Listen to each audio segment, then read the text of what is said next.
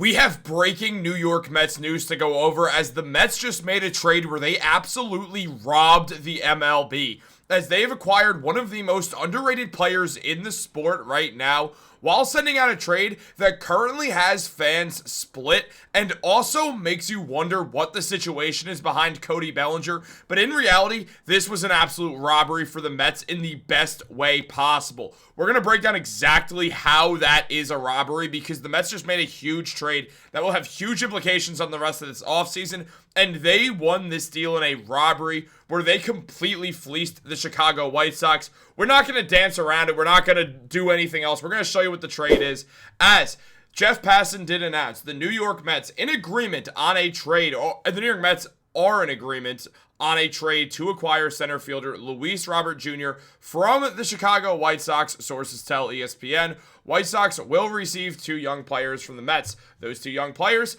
the Mets will be receiving Robert Jr., while the White Sox receive Luis Angel Acuna and Truman Pauly. A deal right now where people look at David Stearns and wonder, was that the right move to trade Acuna away like that? I mean, he's someone who has high potential. He's one of the best base runners in the league already. He's in the 97th percentile according to Baseball Savant. He's someone who looks like he's going to become a great fielder and also has all the metrics to be a great contact hitter as well. He doesn't strike out a lot. He knows how to get on base, but it hasn't really gotten there fully yet with the lack of playing time. However, this was the right move. The Mets sold high on a guy who really, when we look at it, this is going to show to be a robbery. But when it comes to Robert Jr., this is the big reason why.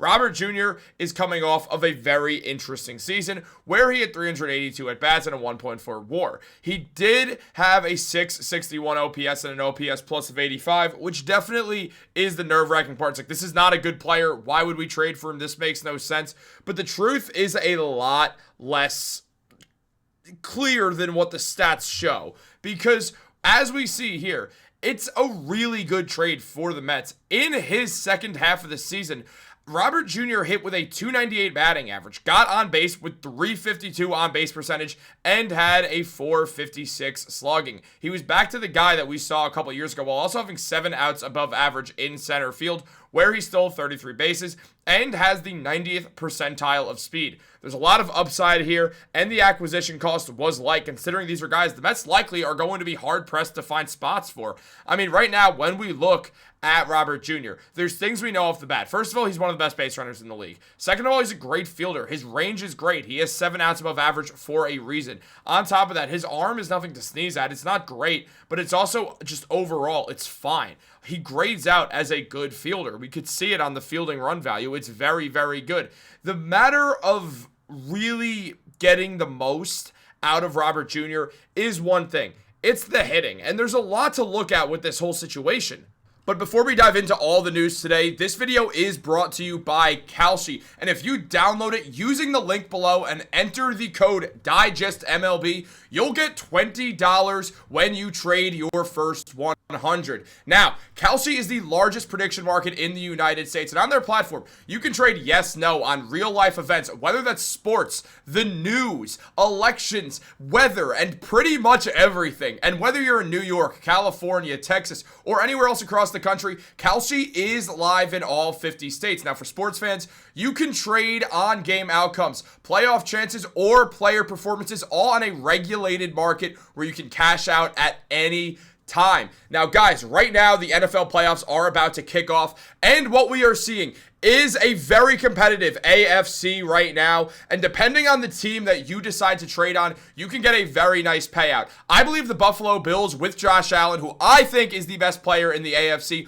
will pull off being the AFC champions, and we will see Josh Allen play in his first Super Bowl. And if you trade $10 on that, you will get $52 back. It's a great deal, guys. And remember, if you use the code DIGESTMLB, that is DIGESTMLB, you get $20 when you trade your first 100. But let's get into the news today, guys. We have a lot to go over. Now, when taking a look at the hitting of Luis Robert Jr., it's something that has been up and down throughout his career. There's no doubt about that. We're not going to pretend like there hasn't been, but there's also been good moments. He's had years where he's been a good hitter and a good fielder and overall just a great player. This is a move by the Mets that has a lot of likes to it because, first of all, we look at the fact that they brought in a good player. That's a win right there in an outfield position that they need. Center field is at the highest on their list of priorities with Carson Bench, and more on him later.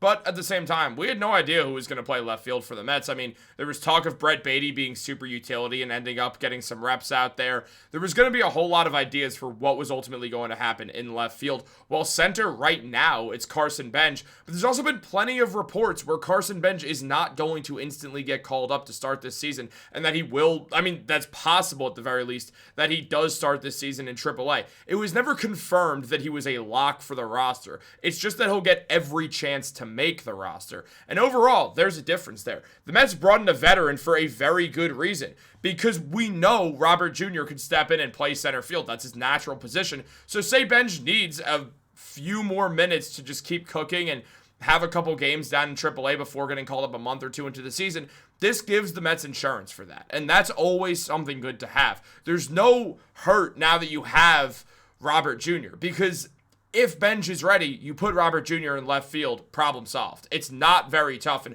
ultimately, we do know that the Mets like the idea of having Bench out there in center field. We do know that they view him as a center fielder.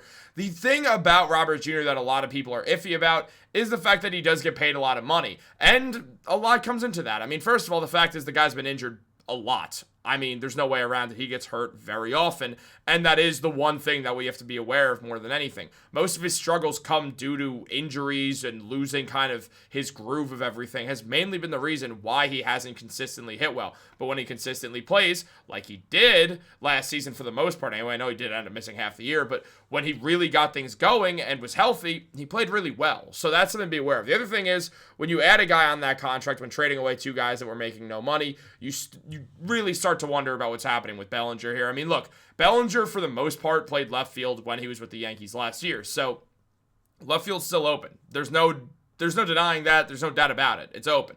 But at the same time, if Bench is ready and also Robert Jr. is ready, you do start to wonder if Soto's going to go to DH. And this is of the imagination they still do sign Bellinger, where right now it feels like there is a high likelihood that if it's not the Yankees, it is the Mets. And it feels like those two teams are 50-50 right now. And really, that's really where it stands more than anything. So that's something to be aware of, because at the end of the day, the Mets could end up using Soto at DH sooner than we imagined. At the same time, I think Soto wants to play right field. I think that matters to the Mets, even with their run prevention situation. So this makes me think that maybe the Mets aren't too confident in landing Bellinger anymore, and maybe they don't feel a need to, especially adding a guy who does make $20 million, again, after trading guys who didn't make much money.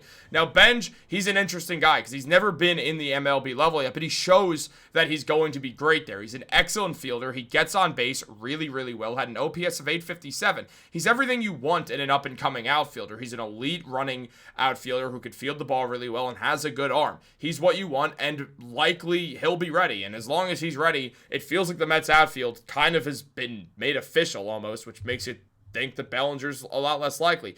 On the same hand here, we look at Acuna and just the situation at hand here where he just didn't get a ton of at-bats. I mean, and the truth is, there weren't going to be more to go around next season with Acuna anyway. This is why this is a good trade. I'm not worried about him as a player. The 567 OPS doesn't really concern me. He had 175 at-bats and didn't get the most consistent play, and at times it felt like he should have been playing more for sure, and also that the older he gets, he's going to start getting things like the contact hitting more under control. Again, he doesn't strike out a whole lot, even though the batting average is low. And that is a good sign for a guy who is young and who does have a lot of potential going forward. So he's someone who definitely, it's sad to see him go, but what were the Mets going to do? They brought in, I mean, how many infielders? They brought in Simeon. Obviously McNeil left, but Alonso's gone. But at the same time, between Polanco, Simeon, bringing in Bo Bichette, the Mets infield is pretty much set with those three, and then obviously Francisco Lindor. That's what feels the most likely scenario right now. Also at the same time, just very quick note, I didn't really mention it because I don't think it's really going to happen. Bellinger obviously could sign and play first base, and then Polanco goes to DH. Soto stays out in right field. That seems like an idiotic idea because I don't know why you would sign Cody Bellinger to play first base. It makes no sense. The best thing about him is his fielding in the outfield. It would just be a really weird decision if you ask me personally. If you feel different, comment down below. Tell me why, but I just don't really see the point to that. I mean, on top of that as well, just going back to the trade and what the Mets gave up, the other part of the deal that's not Acuna was Truman Pauly, who is a pitching prospect who honestly only appeared in 3 games last time around last season. But I mean, he looked good. 2.08 ERA.